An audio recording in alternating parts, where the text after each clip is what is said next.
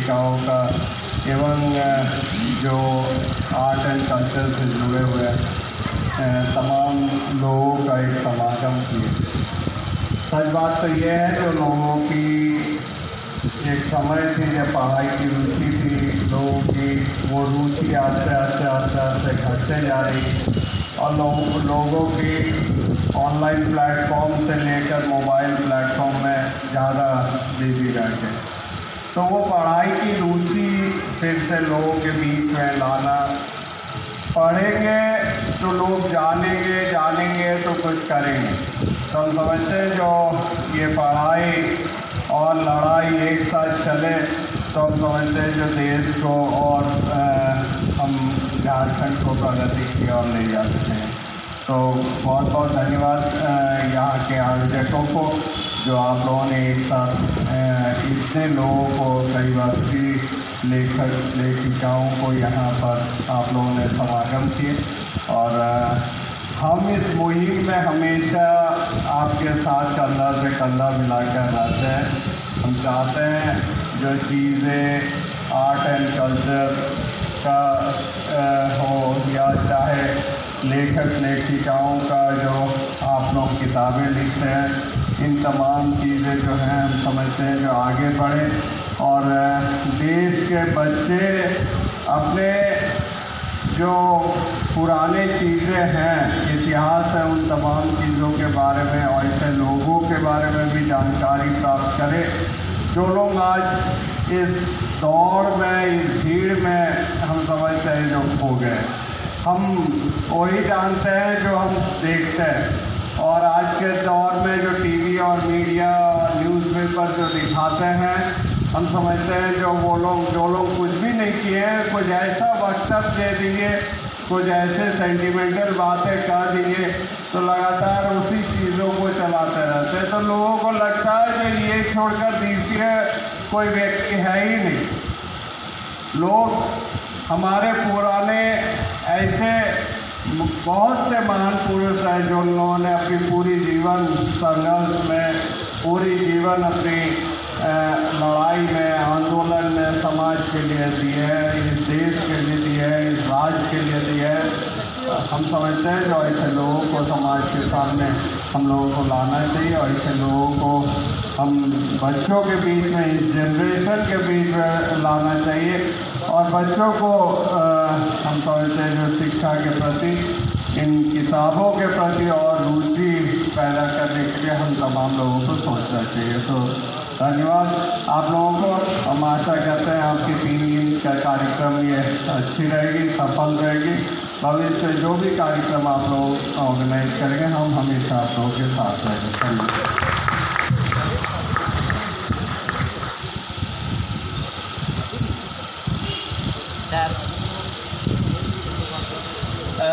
धन्यवाद अरूप जी को, बहुत बहुत धन्यवाद। देखिए, इस प्रगतिशील जगह में प्रगतिशील लोग हैं। रामकृष्ण जी दिन भर समय दे रहे हैं, बाकी लोग दे रहे हैं। इसका अर्थ है कि प्रगतिशील लोग ही प्रगतिशील संघर्ष को आगे बढ़ा सकता है। और विभिन्न कंपेन पर इसके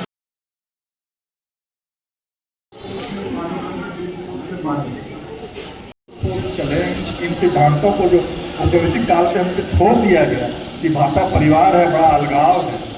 और संताली में, मुंडारी में, हो में, खड़िया में, ब्रिजिया शास्त्री में क्या भेद है अगर लिपि अलग नहीं की जाए तो एक भाषा है।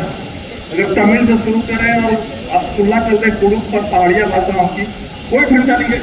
जो द्रविड़ भाषाएं हैं, तमिल, तेलुगु, कन्नड़ वगैरह, वही हमारे यहाँ कुड़ुक और पहाड़िया भाषाएं हैं। और चेरो लोगों की, खेरवाल लोगों की, गूंड लोगों की, भील लोगों की सारी भाषाएं उनसे मिलती जुलती हैं। तो ये जो कंटिन्यूस थ्योरी है, ये जो भाषाओं का केवल रूप बदलता है, एक आंतरिक एकता है, एक अंतर संबंध है जिसने भारत को जोड़ कर रखा है अंग्रेजों के आने के पहले तक। इस नस्लीय सिद्धांत सबसे बड़ा दुर्भाग्यपूर्ण तो ट्रीटमेंट कहते हैं कि इस सिद्धांत जैसा ही भाषा परिवार का मामला है तो पूरे हिंदुस्तान के इतिहास को, और वो पीछे हट गए नस्लीय सिद्धांत से, लेकिन हम चिपके हुए हैं अभी आदिवासियों को देखने का नजरिया, मद्रासियों को देखने का नजरिया हमारा नस्लीय सिद्धांत है। अभी एमपी चुनाव में वो वहाँ बैठे हुए, लंदन बैठे हुए शायद कटोरा भी तो हम लोग 7 भाग नजर आ रहे थे। अब भी 2024 में इतना गहरा चला गया है, ऐसी कंडीशनिंग हमारी हुई है, इतना अलगाव का बोर्ड पैदा कर दिया गया है कि हम भाषाओं के स्तर संबंध में, अपने सांस्कृतिक एकता के स्तर संबंध में बात करना ही भूल गए हैं। कम से कम थोड़ी पे या कस्टम से बात ही नहीं करते हैं, हम बात ही शुरू करते हैं, भाषा परिवार को शुरू करते हैं। तो इसकी क्या आवश्यकता है, जहाँ भाषा हर 20 कोष से बदलती थी, लेकिन मूल रूप से एक ही रहती थी। यही हमारे एकता का सूत्र है, तो मुझे लगता है कि इसी पे बातचीत होनी चाहिए। शुक्रिया जनाब। जीवन का अधिकतर समय इस कामों में बीता है और आज भी चल रहा है, तो बहुत ही पूरा देश को कई तरह से तोड़ने का साजिश चल रहा है। इस समय क्या केजरीवाल की किताब पूरा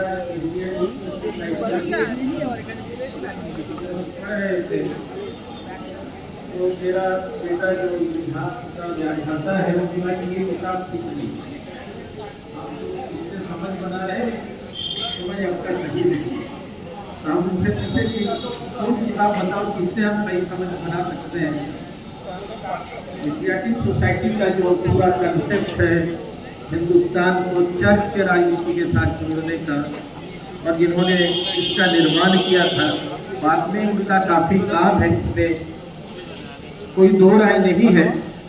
लेकिन हमको लगता है कि जो नरेंद्र जी कह रहे थे कि बहुत सही और गहरा समझ के साथ आगे बढ़ने की ज़रूरत है, और ये बात सही है कि हम आजकल महीनों में कुछ दिन बर्जवासी क्षेत्र में रहते हैं। वहाँ के भाषा को तो हम समझ पाते हैं, लेकिन वहाँ के भाषा को बोलना बड़ा मेरे से मुश्किल। अपनी उर्दू तो मोहब्बत की ज़बां है प्यारे, अपनी उर्दू तो मोहब्बत की ज़बां है प्यारे। वो सियासत ने इसे मजहब से जोड़ दिया, और सियासत ने इसे मजहब से जोड़ दिया। और उसके बाद सर, उसके बाद उर्दू बड़ी अरिस्टोक्रेसी है ज़बां में, बड़ी अरिस्टोक्रेसी है ज़बां में। फ़कीरी में नवाबी का मज़ा देती है उर्दू। अरे वाह सर, आप अपना नाम और डॉक्टर सुनील सिन्हा, और बस डॉक्टर हैं। चलिए सर, आपने अपनी शायरी चाहे 2 ही बंद सुनाए, किंतु सुनाए तो सही। आगामी प्रजन्म है वो सारे लोग इसमें आए हुए हैं, जो छोटे बच्चियां हैं, जो छोटे बच्चे हैं, जो स्कूल में पढ़ते हैं, वो भी आजकल जो मोबाइल की लत लगे हुए हैं उससे निकल कर ये आ रहे हैं बाहर, और साहित्य चर्चा में वो अपने आप को ला रहे हैं। ये सबसे बड़ी बात है। मेला है, लोग पढ़ें और थोड़ा फोन से दूर रहें, किताबों में ज़्यादा जाएं। तो किताबें हमारा भविष्य है, किताबों से लोगों को रुचि बढ़ाए, यही हमारा कहना है। निकाला गया। क्या बोले आप? मैं ये जो आप पदयात्रा निकाल रहे हैं, इसका मैसेज क्या है, क्या आप संदेश देना मैसेज चाहेंगे? ये है कि सारे नगर वासियों को हम लोग आज ये इत्तला देना चाहते हैं कि सभी लोग इस मेले में शामिल हो। केवल ये मेला नहीं है, ये साहित्य संस्कृति का एक अलापचारिता, और उसमें हम सब किताबों को लेकर बहुत सारी बातें कर रहे हैं। किताबें पढ़ने के लिए लोगों को प्रेरणा जुटा रहे हैं, लोगों को और भी हम लोग उद्बुद्ध कर रहे हैं कि वो किताब पढ़े। এই লিটিল ম্যাগাজিন মেলার উপরে কি বলতে চান? এই লিটল ম্যাগাজিন মেলাতে আমরা যেটা চাইছি যে মানুষ নিজের ভাষায় বই পড়ুক, লেখালেখি শুরু করুক, ছোটদেরকে নিয়ে এসে সাহিত্য এবং সমাজ সম্পর্কে ভাবনা চিন্তা করতে শেখায়। আপনি কোথায় থেকে এসেছেন? রূপনারায়ণপুর, পশ্চিম বর্ধমান। Thank you sir. আপনি এই লিটিল ম্যাগাজিন মেলার জন্য কিছু বলতে চান? लिटिल मैगजीन मेला पे क्या बोलना चाह रहे हैं, बताइए। ये तो होना चाहिए, बंगाल में तो होता रहता है, बंगाल में तो हर जिले में होता है, कलकत्ता पुस्तक मेले में होता है। बंगाल में स्टॉल पर भी लघु पत्रिकाएं बिक जाती हैं। बंगाल में गाँव में भी पुस्तकालय हैं, तो बंगाल और बांग्ला लिटिल मैगजीन मेला बहुत मजबूत है। इस हिसाब से हम देखें कि हिंदी में लिटिल मैगजीन वितरित नहीं हो पाती। एक बुक पोस्ट से, डाक से वितरित होती थी, और बुक पोस्ट भी अब खत्म हो गया, बुक पोस्ट सेवा। और स्टॉल पे हिंदी लघु पत्रिकाएँ नहीं बिकती, न ही पुस्तकालयों में लघु पत्रिकाओं की कोई जगह है। जैसे बंगाल में वाम सरकार के कारण हर जिले में लिटिल मैगजीन मेला, पुस्तक मेले का आयोजन होता है। ऐसी पुस्तक संस्कृति यहाँ उत्तर भारत में नहीं है। और इसके साथ ही लिटिल मैगजीन के साथ दूसरी कला माध्यम के लोग जैसे संगीत, नाटक, चित्रकला, गायन, ये जो दूसरे माध्यमों के लोग मिलके लिटिल मैगजीन आंदोलन मनाते हैं, तो ये जो आयाम है लिटिल मैगजीन के आयाम हिंदी में भी खुलने चाहिए। हिंदी में भी बाकी कलाओं के लोगों को, खासकर रंगकर्म को भी लिटिल मैगजीन से हम जोड़े तो यह आंदोलन पॉपुलर होगा। धन्यवाद। आप अपना नाम और पलाश विश्वास। विज्ञान जिंदाबाद, ज्ञान विज्ञान जिंदाबाद, हम ज्ञान विज्ञान जिंदाबाद। हमारे पास आज है अणु अणु की शक्तियाँ, हमारे पास आज है अणु अणु की शक्तियाँ। ये रॉकेटों की ताकत है, ये रोशनी, ये बिजलियाँ, ये रोशनी, ये बिजलियाँ। बनाए हमने रास्ते, बसाई हमने बस्तियाँ, बनाए हमने रास्ते, बसाई हमने बस्तियाँ, बनाए हमने रास्ते, बसाई हमने बस्तियाँ, बनाए हमने रास्ते, बसाई हमने बस्तियाँ। किताब हाथ में लिए पहुँच गए कहाँ कहाँ, किताब हाथ में लिए पहुँच गए कहाँ कहाँ, किताब हाथ में लिए पहुँच गए कहाँ कहाँ, किताब हाथ में लिए पहुँच गए कहाँ कहाँ। हाथ में लिए मशाल, ज्ञान विज्ञान जिंदाबाद। करोड़ों हाथ में लिए मशाल, ज्ञान विज्ञान जिंदाबाद, ज्ञान विज्ञान जिंदाबाद। हजारों साल पहले से शुरू हुआ था जो सफर, हजारों साल पहले से शुरू हुआ था जो सफर। हमारे हाथ पैर ही थे बस हमारे हम सफर, हमारे हाथ पैर ही थे हमारे हम सफर, हमारे हाथ पैर ही थे हमारे हम सफर, हमारे हाथ पैर ही थे। हमारे पास आज है अणु अणु की शक्ति, ये रॉकेटों की ताकत है, ये रोशनी, ये बिजलियाँ, ये रॉकेटों की ताकत है, ये रोशनी, ये बिजली। बनाए हमने रास्ते, बसाई हमने बस्तियाँ। हाथ में लिए पहुँच गए कहाँ कहाँ, किताब हाथ में लिए पहुँच गए कहाँ कहाँ। करोड़ों हाथ में लिए बसाई, ज्ञान विज्ञान जिंदाबाद। करोड़ों हाथ में लिए बसाई, ज्ञान विज्ञान जिंदाबाद। दूरियां जो आए आदमी के बीच की, मिलके आज पाट दो ये खाई ऊंच नीच की, मिलके आज पाट दो। दुनिया देख रहे हैं ये चतुर्थ लिटिल मैगजीन मेला है जिसको शिल्पानंद पत्रिका ने आयोजित किया है, जिसमें बहुत सारे लोग जुड़े हुए हैं, 9 राज्यों से लोग आए हुए हैं। आप इस मेले में शामिल हुए और शामिल होके लोगों को बताएं कि लघु पत्रिकाएं कितना काम कर रही है, कितना काम आगे जा रहा है। साहित्यिक निकलते हैं जो प्राकृत भाषा हमारी है, शब्द के रूप जो है उसी प्राकृत में, और उसे हमने संस्कारित करके प्यूरिफाई करके संस्कृत नाम दिया। तो संस्कृत जो है वह बौद्धिक पढ़े लिखे लोगों के विवर्ष की भाषा है, और आपसी जो हमारे संवाद की भाषा है तो प्राकृत है, नेचुरल है। उसमें ये सारी भाषाएँ हैं।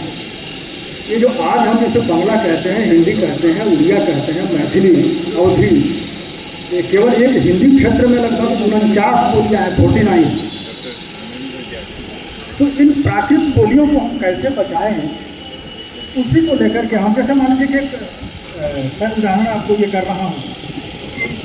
संस्कृत में एक शब्द है ढाल, शादी ढाल को कहते हैं, तो उसे कुछ लोग चाल बोलते हैं बंगला में, और हिंदी वाले उसको चावल बोलते हैं। गेहूँ, ये तो भात की बात हो गई। जो हमारे यहाँ 2 मुख्य ये है भात और रोटी। तो ये गेहूँ जो है संस्कृत में गोधूम है, फारसी में गंदुम है, और भोजपुरी में गेहूँ है, बंगला में गम है। अब जब उसे हम घुमाते हैं रोटेट करते हैं तो एक शब्द है अट।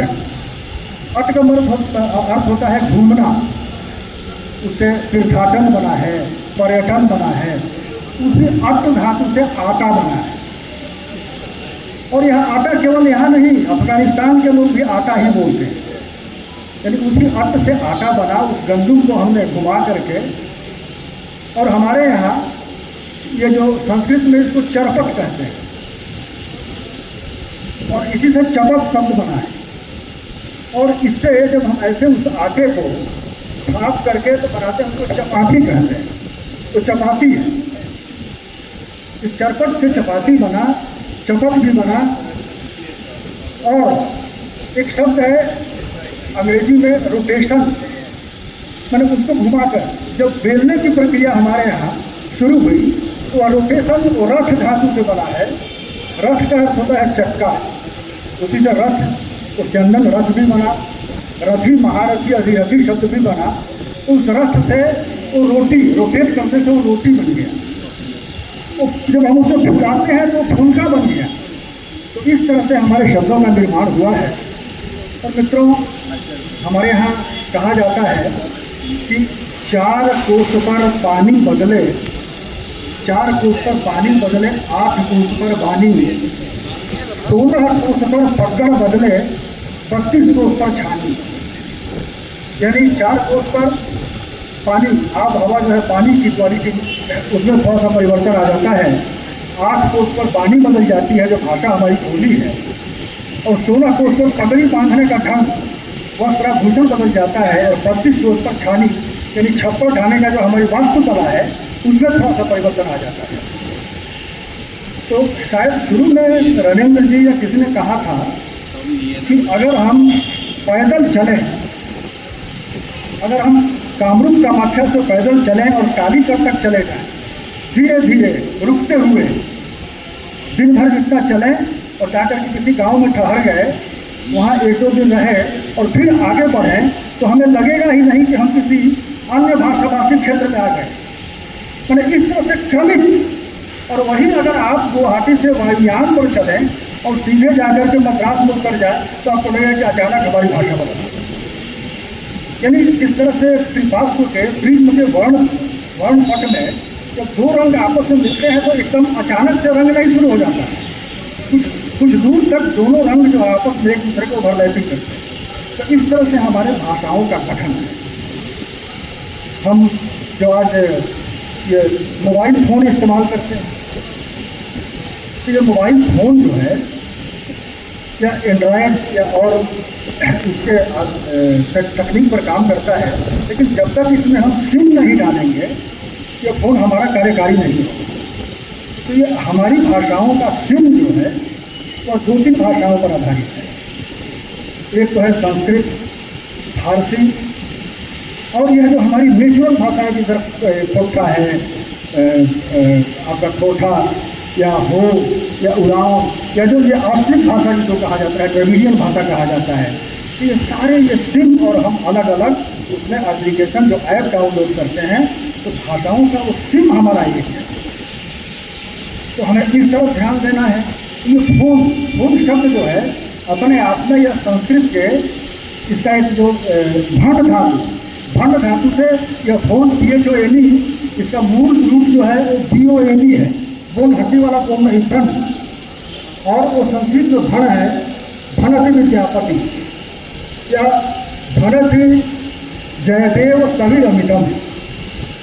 तो मित्रों, यह जो मूल हमारा जो स्ट्रक्चर है यह एक है, केसिस हमारा एक है। उस पर अगर हम ट्रक की बॉडी बैठाएं या बस की बॉडी बैठाएं, यह हमारे ऊपर निर्भर करता है।